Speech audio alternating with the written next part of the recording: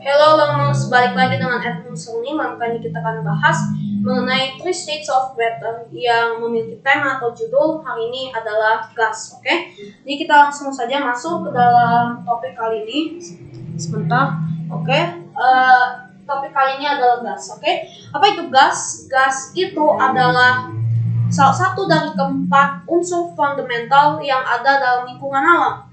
Jadi gas itu merupakan salah satu dari yang termasuk dari suatu kelompok unsur fundamental yang ada di dalam lingkungan alam, yaitu padat, cair, dan plasma. Oke, nanti dua topik kita sudah bahas. Jadi sisa hari ini gas dan juga plasma besok. Oke. Dan kita langsung masuk ke dalam topik kali ini. Gas itu tadi seperti yang pada bagian awal saya sudah katakan, masuk ke dalam 4 unsur fundamental yang ada dalam lingkungan alam.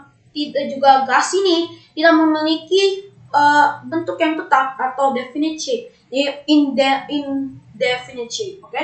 Jadi gas ini adalah indefinite shape atau bentuk yang tidak tetap. Oke, seperti ini.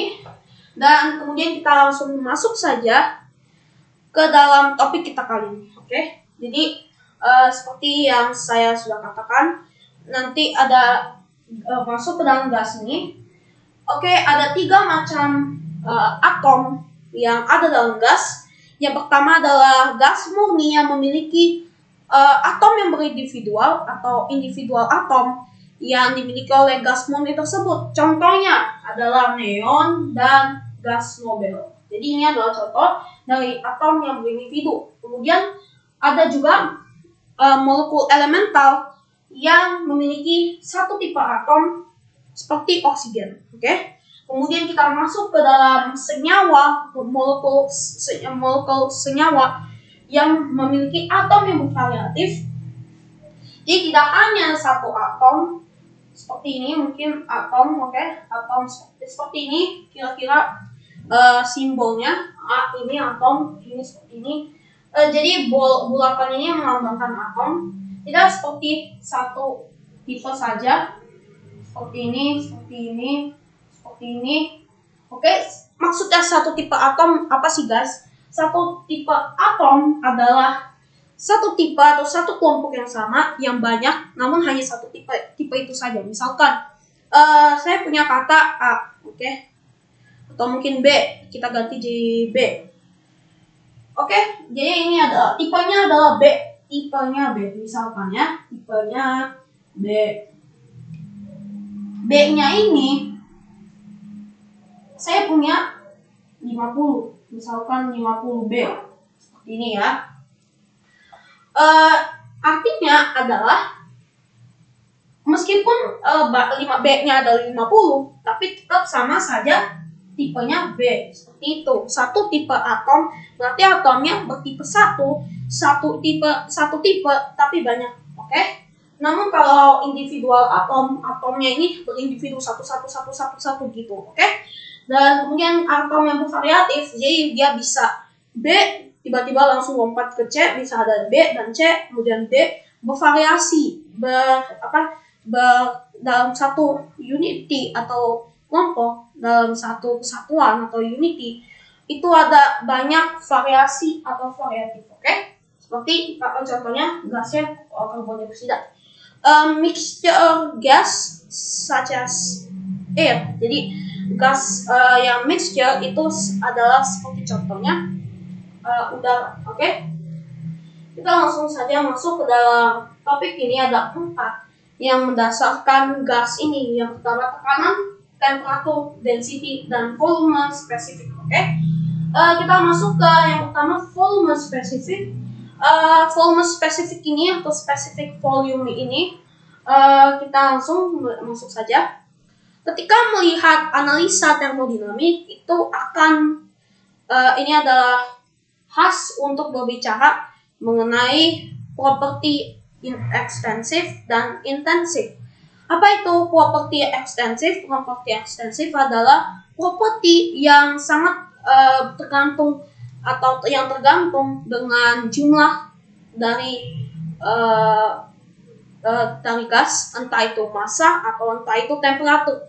Kalau tidak terlalu depend atau tidak terlalu tergantung dari jumlah dari gas, maka itu disebut intensif. Jadi yang bergantungan itu ekstensif, yang tidak bergantungan itu intensif. Oke?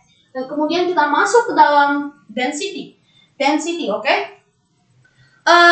Sejak gas ini bergerak secara bebas, atau ketika gas ini juga bergerak secara bebas karena tidak mempunyai bentuk yang tetap, maka tapi gas ini juga dikarakteristikan atau dikarakteris dari oleh density. Oke? Apa itu density? Density adalah jumlah massa yang ada dalam suatu substance atau dalam suatu senyawa. Oke?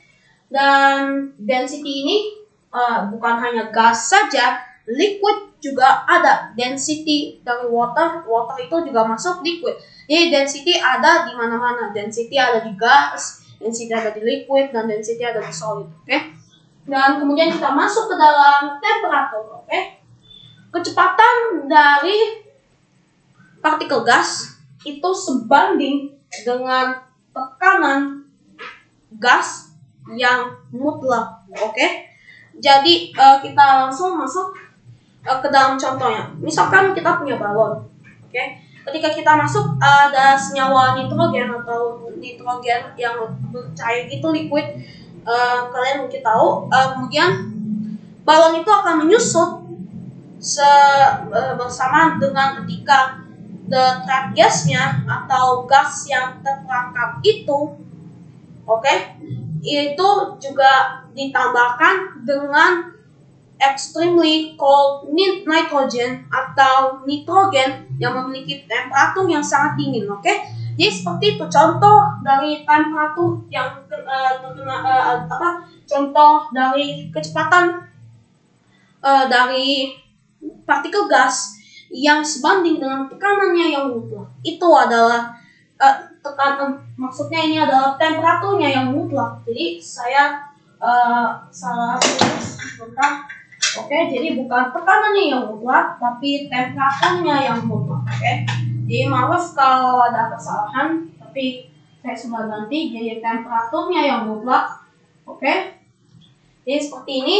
Ada maksudnya dari temperatur dari gas itu adalah contohnya kecepatan dari partikel gas itu sebanding dengan temperaturnya yang mutlak. Dan seperti contoh yang tadi, balonnya akan menyusut seiring dengan gas yang terperangkap yang ditambahkan dengan nitrogen yang sangat super dingin, yang itu adalah contoh dari gas partikelnya.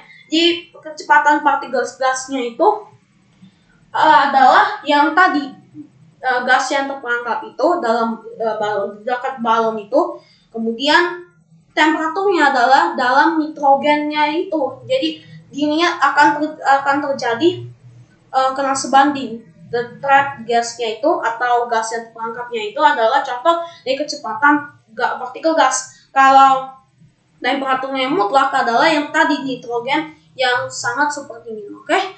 Jadi seperti itu contohnya. Kemudian kalau tekanan dari gas, apa itu tekanan dari gas? Tekanan dari gas itu adalah, ya kita akan bahas tekanan dari gas itu ketika kita melihat kontainer dari gas, oke? Itu akan mengacu, oke? Kita akan mengacu kepada kekuatan rata-rata atau average force-nya per unit area. Jadi yang gas itu lakukan atau exert kepada permukaan dari kontainer gas itu, oke? Jadi permukaan itu jadi surface-nya, yang di atas itu. Misalkan kita punya kontainernya, saya gambarkan di sini kontainernya, oke? Surface-nya itu yang di atasnya kan, yang pasti seperti sini. Surface-nya, permukaannya juga di sini, surface-nya. Di atas dan di bawah, gasnya ada di sini misalkan, oke, dalam kontainer gas. Jadi ini kontainer gas, bukan kontainer yang sembarangan, namun kontainer khusus untuk gas, oke. Misalkan gasnya di sini ya. di tekanan gas ini di sini, oke?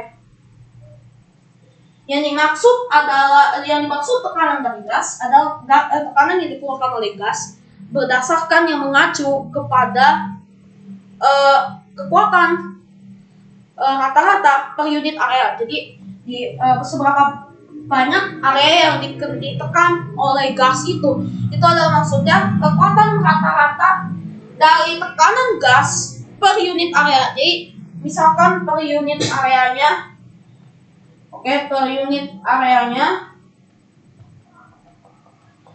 gas itu bisa kenai tekanannya, satu tekanannya gas itu bisa kena per unit areanya, misalkan mungkin lebarnya, panjangnya areanya gitu mungkin 50 cm mungkin, atau 30 cm kalau kena per unit areanya. Nah itu seperti itu.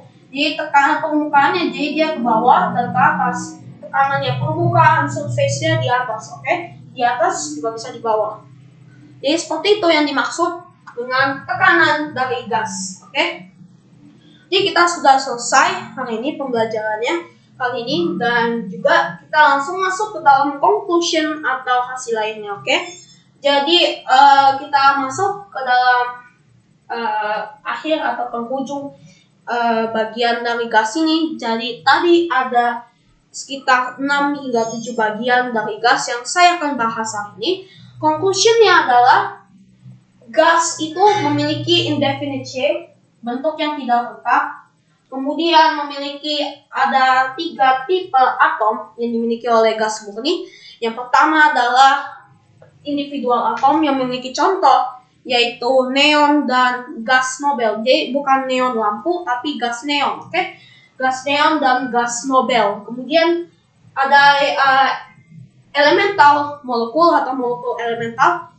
Gas murni yang memiliki elemental molekul atau molekul elemental yang memiliki satu tipe atom, yaitu oksigen, seperti contohnya oksigen. Dan juga senyawa molekul yang memiliki atom yang bervariatif, yaitu contohnya seperti karbon dioksida, Kemudian ada empat hal yang termasuk dengan gas, yang berkaitan dengan gas, yaitu yang pertama tekanan, temperatur, density, dan volume spesifik, Jadi tadi kita sudah bahas, yaitu volume temperaturnya, yaitu temperatur yang berkaitan dengan gas itu, yaitu kecepatan dari partikel gas itu sebanding dengan temperaturnya yang mutlak. Jadi tadi misalkan ada kesalahan, tolong dimaafkan karena tadi sedikit ada yang salah tulisnya, tapi saya sudah perbaiki. Jadi temperaturnya yang mutlak bukan tekanan yang mutlak, melainkan absolute temperature, absolute temperature maksudnya. Jadi seperti itu. Yang pertama tadi temperatur, yang kedua nanti ada volume spesifik, yaitu apa itu volume spesifik yang tadi saya sudah katakan. Ketika kita melihat volume spesifik, kita pasti akan melihat analisa termodinamis. Apa itu termodinamis atau apa itu termodinamik? Termodinamik itu adalah suatu cabang dari fisik yang berurusan atau terlibat dengan panas dan temperatur, yang memiliki relasi dengan energi, pekerjaannya, radiasinya, dan unsur propertinya. Jadi seperti itu analisa termodinamik. Jadi kita menganalisa sesuai kacamata termodinamik, sesuai dengan kacamata dari cabang fisik, mengenai kita melihat temperaturnya,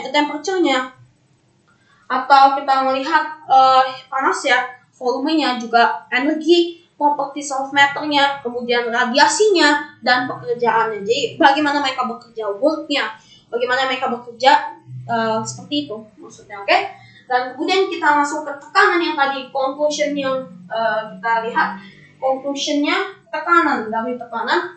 Jadi tekanan dari gas itu maksudnya adalah ketika kita membahas kontainer dari gas, itu akan mengacu ke kekuatan rata-rata per unit area yang gas exert atau lakukan kepada permukaan dari kontainer gas tersebut. Oke? Jadi seperti itu maksudnya. Kemudian density, meskipun gas ini bergerak secara bebas, namun akan terjadi massa gas, yaitu yang dikarakteristikan atau dikarakterisasi dari density. Density itu apa sih guys? Density itu adalah suatu amount atau jumlah dari suatu massa, dari suatu substance atau dari suatu senyawa. Oke? Jadi seperti itu pembelajaran kita hari ini. Jangan lupa untuk mengikuti pembelajaran plasma. Nanti besok kita akan bahas mengenai plasma. Dan jangan lupa untuk like video ini, subscribe channel ini untuk mendapatkan semua notifikasinya. Dan jangan lupa untuk nanti mengikuti 1 week's learning session. Dan 14 days learning ini akan selesai pada tanggal 22. Jadi pada hari ini akan selesai 14 days learning one-stopnya. Dan besok kita akan langsung lanjut kepada 1 week's learning session bersama dengan Edmund Solid. Oke? Jangan lewatkan video-video sebelumnya karena video-video sebelumnya memiliki paralel dengan video saat ini. Oke? Jadi solid berkaitan dengan liquid, liquid berkaitan dengan gas, semuanya solid berkaitan dengan gas, gas berkaitan dengan solid dan sebagainya. Jadi kontainer gas itu pasti padat, solid, dan solid kontainer gas itu juga adalah kita akan bahas nanti pada penghujung sesi plasma. Kita akan bahas mengenai kaitan dari seluruh fundamental ini, oke? Dan jangan lupa untuk like video ini, subscribe channel ini untuk mendapatkan semua notifikasinya, dan jangan lupa untuk nanti mengikuti 1 week's learning session bersama dengan Edmund Solid, oke? Dan see you later guys, bye.